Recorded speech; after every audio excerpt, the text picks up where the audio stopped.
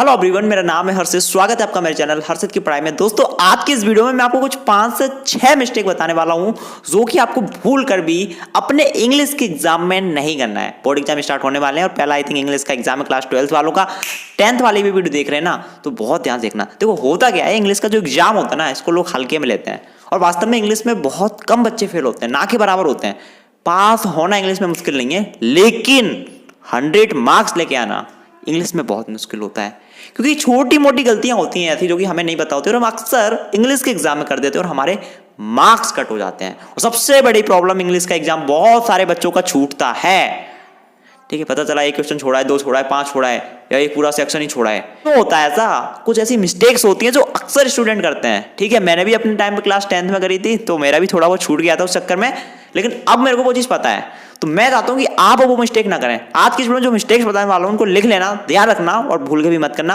आपका इंग्लिश का एग्जाम अच्छा जाएगा। कौन सी वो मिस्टेक है, जानने के लिए वीडियो को एंड तक देखो। एंड वीडियो को लाइक नहीं किया, वीडियो को लाइक कर देना, साथ ही चैनल को subscribe and bell icon press. आइए शुरू करते हैं। Mistake number 1, over writing.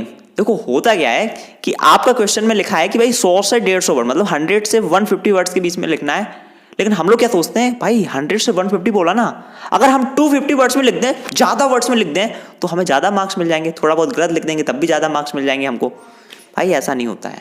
अगर तुम्हें ऐसा लग रहा है कि क्वेश्चन में 100 से 150 वर्ड्स लिखा है और अगर आप 250 वर्ड्स लिख के आओगे, ज्यादा लिख के आओगे, तो ज्यादा मार्क्स मिल जाएंगे, नो ब्रो, नहीं, बल्कि उल्टा हो सकता है तुम्हारे मार्क्स कट और हो जाए।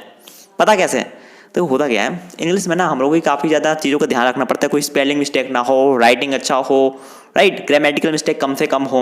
अब तुम ज़्यादा लिखोगे, ठीक है, तो सबसे पहली चीज़ तो क्या होगी कि तुम्हारी मिस्टेक होने की चांसेस रहेंगे कि तुम कहीं स्पेलिंग में मिस्टेक कर दो, कहीं ग्रामेटिकल मिस्टेक कर दो, कोई भी चीज़, और टीचर ने वो चीज़ पकड़ ली तो वहाँ पे कट लगा के तुम्हारा तुरंत आधा नंबर काट लेगा वहाँ पे। समझ रहे हो? और दूसरी सबसे बड़ी दिक्कत क्या है कि आपका टाइम, बोल लो ना, इंग्लिश का एग्जाम छूटता है बहुत सारे बच्चों का। क्यों? ज़्यादा लिखते हैं। ठीक है, तो ओवर राइटिंग मत करो। जितना पूछा जा रहा है, जितने वर्ड्स में बोला जा रहा है, उतना ही लिखो। अगर किसी क्वेश्चन में 100 से 150 वर्ड्स के बीच में बोला गया है, इतना लिखो तो उतना ही लिखो। 100 वर्ड्स लिखो, 120 वर्ड्स लिखो, 150 भी मत लिखो। जो हाईएस्ट जाएगा उतना भी मत लिखो, उससे थोड़ा कम ही लिखो, बीच में लिखो। ना कम लिखो ना ज्यादा लिखो, पूरे मार्क्स मिल जाएंगे अगर आप सही से लिखेंगे। बट ज्यादा लिखने के चक्कर में मिस्टेक कर दी तुमने कहीं पे भी, वहां पे टीचर ने पकड़ लिया, तुरंत आपका आधा मार्क्स उठ जाएगा। सबसे बड़ी चीज, टाइम वेस्ट हो रहा है तुम्हारा।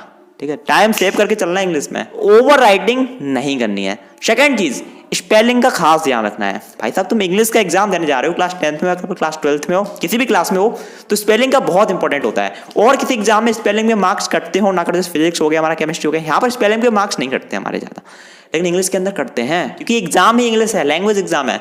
तो स्पेलिंग का खास ध्यान रखना। ठीक है, कम स्पेलिंग का मिस्टेक करें, अकॉर्डिंग टू मी एक भी मत करो मिस्टेक, तो बहुत अच्छी बात है। ठीक है, इंग्लिश के एग्जाम में स्पेलिंग का जरूर ध्यान रखना। थर्ड चीज, राइटिंग एंड प्रेजेंटेशन बहुत इंपॉर्टेंट है यार। तुम इंग्लिश का एग्जाम देने जा रहे हो, ठीक है, यहाँ पे फॉर्मुलास तो होते नहीं कि a² + b² + 2ab। यहाँ पर आपकी राइटिंग भी देखी जाती है, राइटिंग के भी मार्क्स मिलते हैं। तो राइटिंग आप बहुत अच्छा यूज करें, कटिंग बहुत कम करें। कहीं कटिंग हो जाए तो थोड़ा सा कट लगा दो इस तरीके से, लेकिन पूरा घुचल बुलिया मत करो वहाँ पे। ठीक है, तो राइटिंग अच्छा रखना है, प्रेजेंटेशन अच्छा रखना है। हाँ, शुरुआत में अच्छे से लिखना है, एकदम से ट्राई करना शुरुआत में आप इतना सजा के अच्छे से लिखो कि टीचर खुद हो जाए। बहुत सारे बच्चे मैंने देखे हैं शुरुआत में भाई इतना ज़्यादा कटिंग करने लगते हैं और इतना गंदा लैंग्वेज यूज़ करेंगे कि पूछो मत। ठीक है, तो राइटिंग वगैरह अच्छा यूज़ करना शुरुआत में, ताकि टीचर तुमसे इम्प्रेस हो। ठीक है, बाकी होता क्या है, फिर धीरे धीरे हम लिखते जाते लास्ट में जाके भाई साहब हमारी राइटिंग गंदी हो जाती है क्योंकि धीरे धीरे हमारी स्पीड बढ़ती जाती है, टाइम कम है, फिर जल्दी लास्ट तक तो राइटिंग भुगत ही जाती है। मेरे साथ भी हुआ है, मेरे सभी दोस्तों के साथ भी होता है, आई थिंक आपके साथ भी होता होगा। लेकिन ट्राई करें शुरुआत में बहुत अच्छे से प्रेजेंट करें आंसर्स को, अच्छी राइटिंग का यूज़ करें, कटिंग कम से कम करें, ताकि टीचर आपसे खुश हो जाए। चौथी चीज़ सुनो ध्यान से, बहुत सारे बच्चे मैंने देखा है रीडिंग सेक्शन से स्टार्ट करते हैं पेपर करना। अपनी अपनी चॉइस है, तुम किसी से भी कर सकते हो। सीबीएसई कुछ नहीं बोलता कि भाई सेक्शन ए पहले करो या सेक्शन बी करो, जौन सा सेक्शन तुम्हें पहले करना हो वो तुम पहले करो। अब देखो, आपको मैं बताता हूँ होता क्या है, मेरे से भी बात बोली गई थी, ठीक है, मेरे सभी दोस्तों ने भी फॉलो करी थी, और मोस्टली स्टूडेंट करते हैं इंग्लिश में। ठीक है, क्या कि सेक्शन ए जो होता है हमारा रीडिंग सेक्शन, उससे स्टार्टिंग नहीं करते, या तो वो लिटरेचर से स्टार्टिंग करेंगे या फिर वो राइटिंग सेक्शन से स्टार्ट करेंगे। अब मैं अपनी बात करूं, मैं अपने दोस्तों की बात करूं, तो हम सभी ने स्टार्टिंग करी थी लिटरेचर से। क्यों मैं ऐसा बोल रहा हूं, ध्यान से सुनना।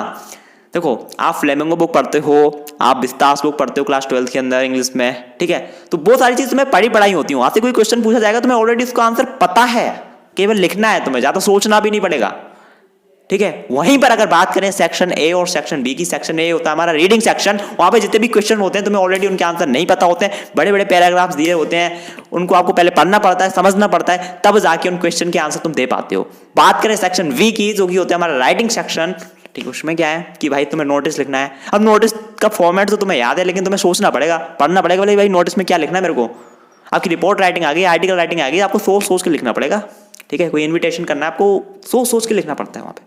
वहाँ पे भी रटा रटाया नहीं आता है, फॉर्मेट सेम होता है, तरीका पता होता है, लेकिन सोच सोच के लिखना पड़ता है। तो सेक्शन ए और सेक्शन बी में थोड़ा ना सोच के लिखना पड़ता है, ऑलरेडी हमें आंसर्स पता नहीं होते, ठीक है। वहीं पर लिटरेचर में क्या होता है, बस हमें लिखते जाना लिखते जाना लिखते जाना लिखते जाना है राइट। तो स्टार्टिंग इसलिए ट्राई करना लिटरेचर वाले से करें, और वैसे भी लिटरेचर 40 मार्क्स का है, समझ रहे हो। तो लिटरेचर से स्टार्ट करें, उसके बाद राइटिंग सेक्शन करें, उसके बाद रीडिंग सेक्शन करें।